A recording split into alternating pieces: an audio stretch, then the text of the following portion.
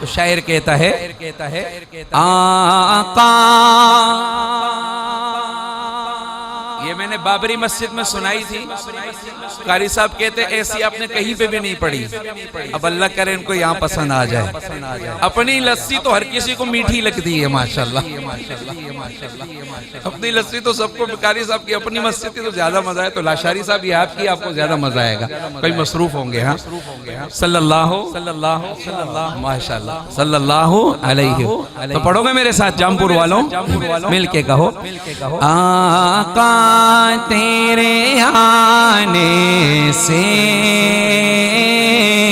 رنگ بدلا زمانے کا۔ میں آپ کو ایک اور بات بتاؤں، علماء موجود ہیں، بزرگ حضرات موجود ہیں، یہ نعت میں کیوں ہر جگہ پڑھتا ہوں اس کی وجہ بتا دیتا ہوں۔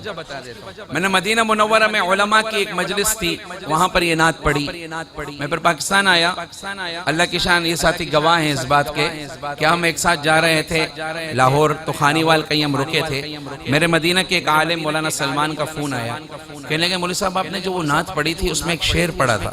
میں نے کہا کہ تو علماء کی مجلس تھی، تو ایک عالم کو خواب میں اللہ کے نبی صلی اللہ علیہ وسلم کی زیارت ہوئی، تو ہمارے نبی نے فرمایا کہ انس کو بولو کہ اس شعر کو بار بار پڑھا کرے، تو میں اس وجہ سے اس نعت کو ہر جگہ پڑھتا ہوں، یہ میری مجبوری ہے، مجھے حکم ہے، تو آپ سنیں گے تو آپ کو بھی اجر ملے گا انشاءاللہ۔ اور وہ شعر کون سا تھا میں اس کی تفسیر بیان کروں گا، پھر آپ کو سمجھ میں آئے گا انشاءاللہ، اس کی طرف اشارہ کروں گا۔ تو ایک بار سارے پڑھو ماشاءاللہ، بڑے مبارک مجلس سے سارے پڑھو میرے ساتھ۔ آقا تیرے آنے سے رنگ بدلا زمانے کا، آقا تیرے آنے سے رنگ بدلا زمانے کا، ہے بت سے گرا تیری ہر بت بت خانے کا،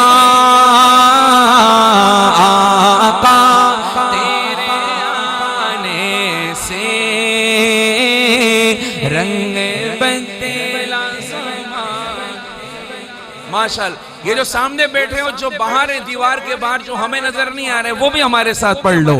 آقا تیرے آنے سے رنگ بدلا۔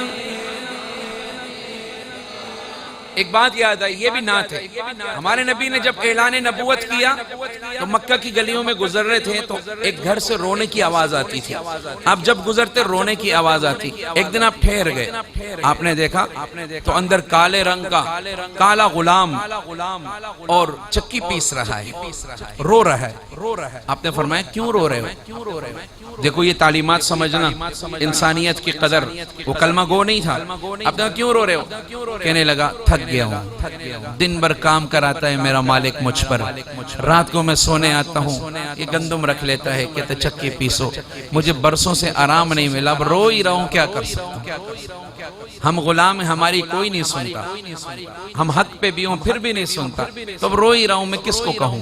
آپ نے فرمایا میں تمہارے مالک کو سفارش کروں گا، شاید وہ میری بات نہ مانے، چلو میں تمہاری جگہ میں چکی پیس لیتا ہوں، تم آرام کر لو۔ اس نے کہا اچھا، وہ اتنا خوش ہوا، سو گیا، لیٹتے ہی سو گیا۔ آپ نے پوری چکی پیسی، فارغ ہوئے، خاموشی سے چلے گئے، وہ سوتا رہا۔ اگلے دن پھر آپ گئے، وہ چکی پیس رہا تھا، آپ نے کہا آرام کرو، پھر چکی پی۔ اگلے دن پھر گئے، کہا آرام کرو، پھر چکی پیس۔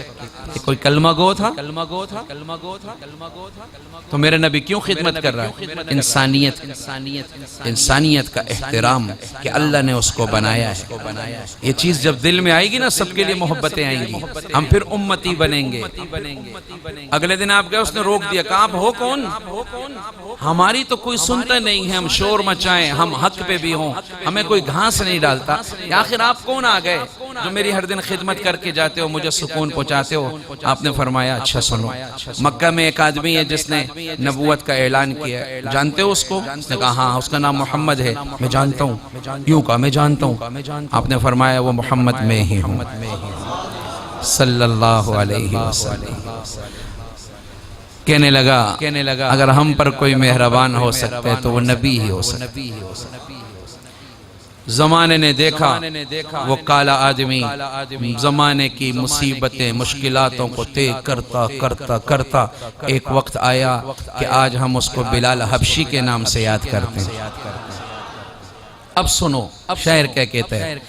تپتی ہوئی ریتوں پر پڑھے کلمہ بلال تیرا. کہو سبحان اللہ, گونج کے کہو سبحان اللہ. تپتی ہوئی ریتوں پر پڑھے کلمہ بلال تیرا, انداز میرا لائے تیرے ہر پروانے کا آقا, تیرے رنگ بدلا زمانے کا. آخر والے بھی آقا تیرے آنے سے رنگ, جس کو بھی ملا صدقہ حسنین کے نانا سے, جس کو بھی ملا صدقہ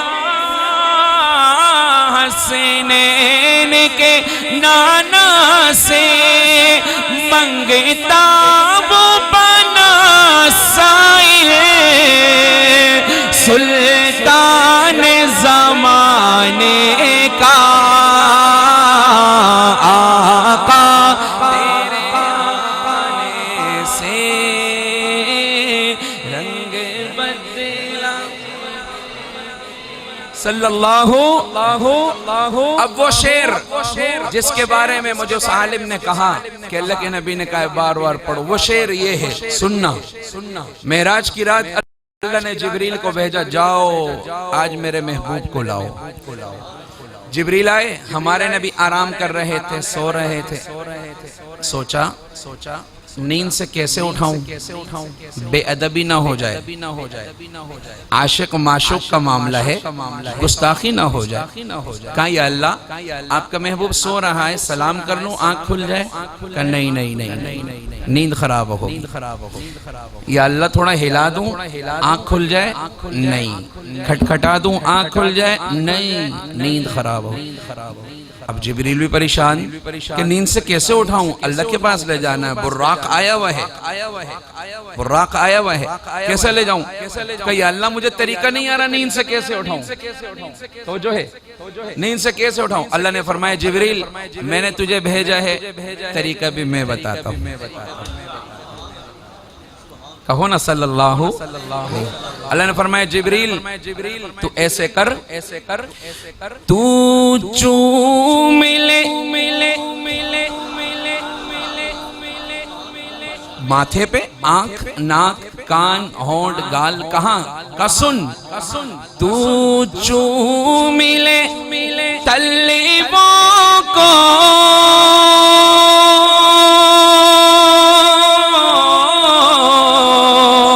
کافوری ہونٹوں سے. پھر کہو سبحان اللہ. تو چوم لے طلبوں کو کافوری ہونٹوں سے, خود ربی نے سکھایا ہے انداز جگانے کا. آقا تیرے آنے سے رنگ بدلا زمانے کا. محبت سے گونج کے آقا تیرے آنے سے رنگ بدلا زمانے کا. صلی اللہ اور آخری شعر سناؤں؟ علماء موجود ہیں، ہاں ایک دفعہ پھر پڑھو، یہ تو جتنی بار سنو گے مزہ آئے گا۔ چلو ایک اور بات بھی سنا دوں۔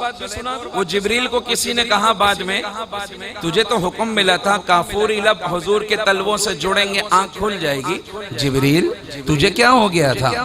تو پیچھے کیوں نہیں ہٹ رہا تھا؟ تیرے لب کیوں جوڑے رہ گئے اتنی دیر تک؟ تجھے کیا ہو گیا؟ جبریل کہنے لگے نہ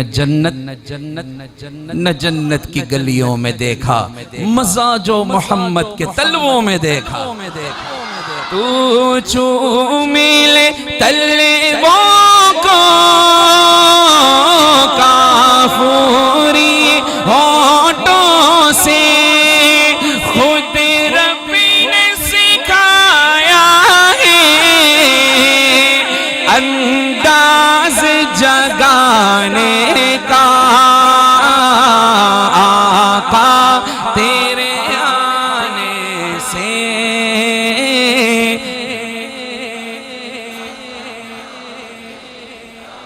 اب آخری شعر سننا، دل پہ ہاتھ رکھ کے سننا۔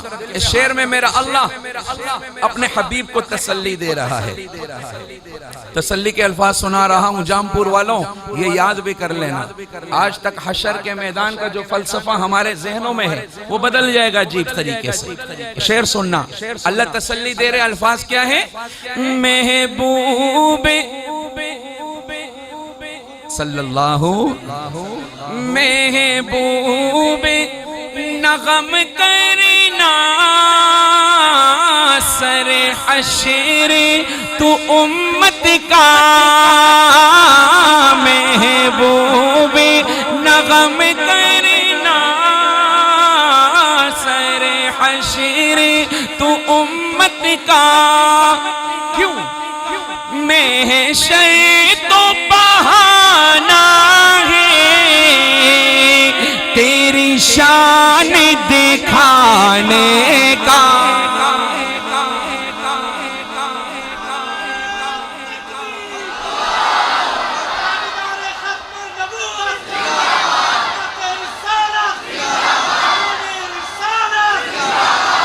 محشر تو بہانہ ہے تیری شان دکھانے کا، آقا تیرے آنے سے رنگ بدلا زمانہ